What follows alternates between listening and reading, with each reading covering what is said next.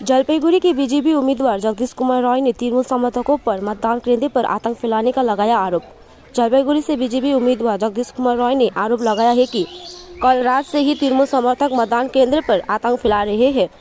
जगदीश कुमार रॉय ने कहा कि उन्होंने इस मुद्दे को लेकर चुनाव आयोग से संपर्क किया है। निर्वाचने तो विभिन्न जगह काल रात থেকে বিভিন্ন রকম যেরকমভাবে করে টিএমসি সেরকম করার চেষ্টা করছে। তবে আমরাও লেগে আছি, আমরাও ইলেকশন কমিশনকে বিভিন্ন বিভিন্ন ঘটনা যেগুলো হচ্ছে সেগুলোকে আমরা ইলেকশন কমিশনের নজরে আনছি এবং সিএপিএফ এর নজরে আনছি, যেখানে যেরকম দরকার সেরকম আমরা করছি।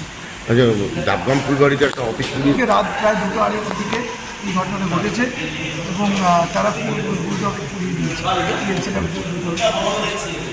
আর অন্যান্য বুথে ডুয়ার্সের জায়গা কি আছে? ডুয়ার্সের অন্যান্য জায়গায় যেরকম আমি যেটুকু শুনছিলাম তাতে ভোট ভালো হচ্ছে, ঠিকঠাক চলছে। এখনো পর্যন্ত কতগুলো অভিযোগ আপনার কাছে এসছে? আমাদের কাছে অনেকগুলো অভিযোগ এসছে। ইলেকশন কমিশনের কাছে আমরা অ্যারাউন্ড আমার মনে হয় 7টার মতো আমরা করেছি। 6টা করেছিলাম, একটু আগে শুনলি আরেকটা করা হচ্ছে। তার মধ্যে কী রয়েছে? যেমন ওই যে পুড়িয়ে দেওয়া, বাইক বাহিনীর অত্যাচার এবং তারা আমাদের কিছু লোককে আহত করে, বাড়ি ভাঙচুর করে।